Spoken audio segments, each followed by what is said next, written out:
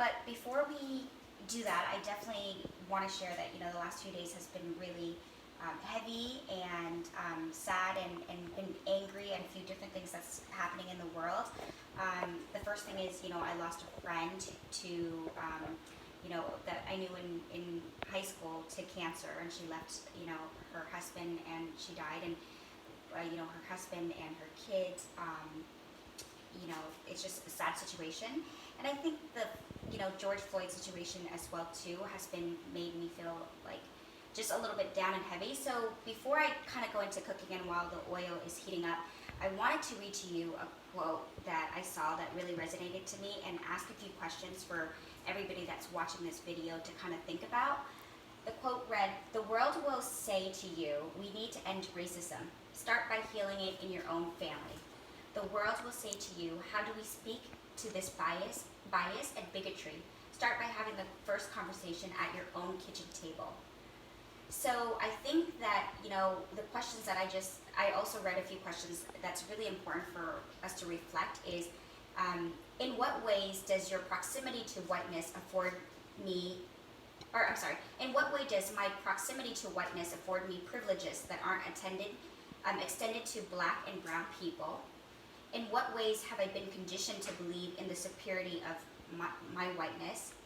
In what ways have I engaged in rhetoric that promotes othering or stereotyping of Black people? What can I do to better educate myself on the historical context of race in the country and community I exist in? I have a Black husband and I have a Black daughter, and so it just makes me really sad that we lived in this world where, the color of someone's skin could cause them to, be murdered. And so I just wanted to ask you guys to think about those questions and have those conversations in your own family. And I just ask that, for all the white and privileged people in our country, I urge you to please use your voice, however, in whatever ways, big or small, and really speak up for people that can't. I'm not an expert on this subject, and I think that, for those out there that really don't know where to start, and you're not subject and expert either, I think showing our vulnerability and asking those around us that, experience this day in and day out, the fear that, Black people carry around, asking them on how we can support them through and what can we do in this, and being vulnerable is going to be the key, and having those conversations in your family. So I know that was a little bit heavy, but I really just felt like we needed to talk about that. So let's start cooking. I'm making my family dinner tonight. It is going to be on the stir fry. So why I did this is I just looked through my fridge and I just realized that the chicken and the shrimp needs to be cooked, and I have veggies that need to be cooked before it is goes bad. So that's what I'm making today.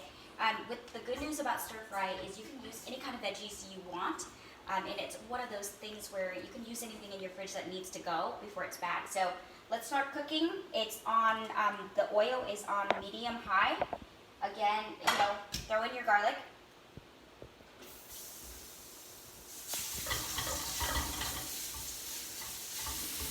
There you are.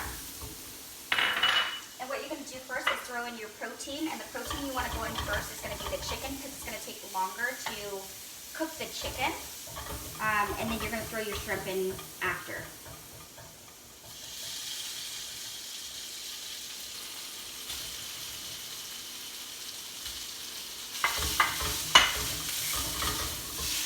There you are. So as soon as you start to kind of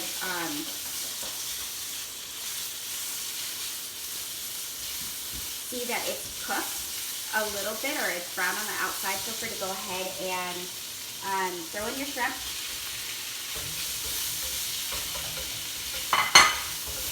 And just wanted to let you guys know I did marinate the shrimp and the chicken, and I left it in the fridge for I marinated at my lunchtime today, at lunch, and so I marinated with fish sauce, sugar, black pepper,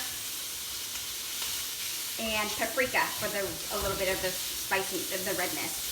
So that's what you see in terms of, I always marinate my protein before I throw into the stir fry because it is just so much better that way. So as you see the shrimp getting ready to cook, this is where you throw in your veggies, because the veggies is going to need some time to cook as well. So you can stir all of this together. I like, actually our family likes our veggies crunchy and not so mushy, so it's up to you, the preference of how you want to your veggies to turn out. Actually, I won't throw it in yet until this is cooked a little bit more. And so I'll leave that there. But while that's cooking, let's go ahead and prepare the sauce that we're going to be throwing over our stir fry. The most important sauce in stir fry to make that sauce and that texture is going to be oyster sauce. So any kind of brand is fine. This just happens to be the brand that I have, and I only have a little bit left over, so I want to use this before I use my next one. So oyster sauce. And I'll probably use the rest of the oyster sauce so that I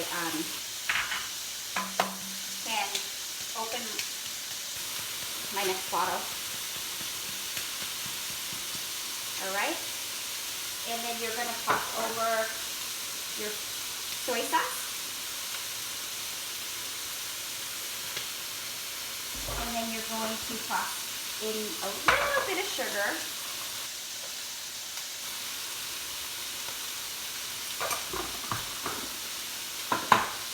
And sometimes I would add a little bit of water, but it just really depends, you guys, on you. There we go. Warm water, that is. And then continue to mix this. Okay, so this is good now. This is where we can toss in our veggies. Yummy, delicious veggies.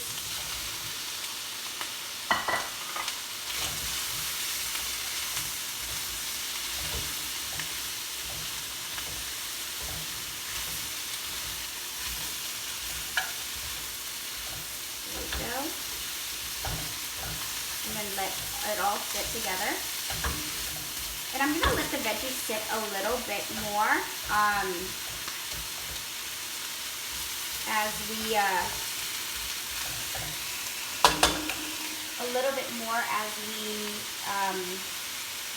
wait for it to cook. But while I do that, I'm actually going to grab lemon zest a little bit so that I can, when you throw in a little bit of like lemon juice, it helps cook the vegetables faster because there's a little bit of like liquid and humidity and heat, and so it helps cook it faster. So I'll be right back.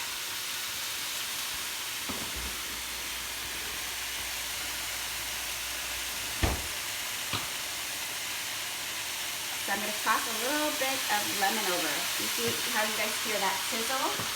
It's just because the wok recognizes that, hey, there's a little bit of a liquid in here, so I better get myself cooking.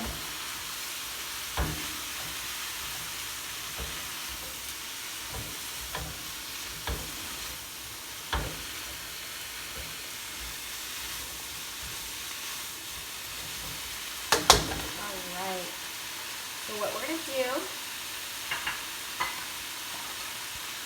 is, now that we have that, we're going to go ahead and toss our sauce over.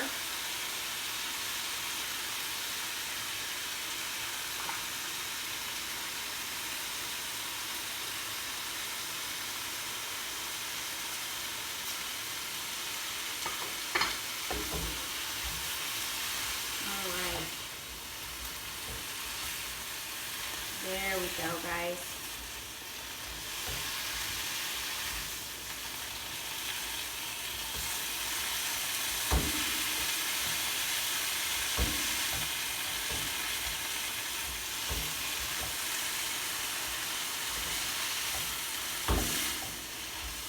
All right, guys.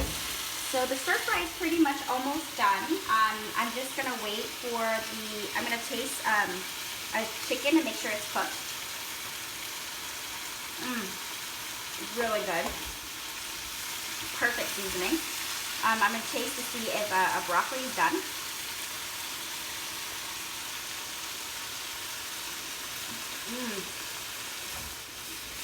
broccoli done.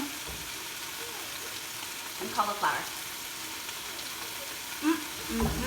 Okay. So I'm gonna turn off the heat right here because all of our everything's finished. You guys have a good night, and remember, be kind to one another.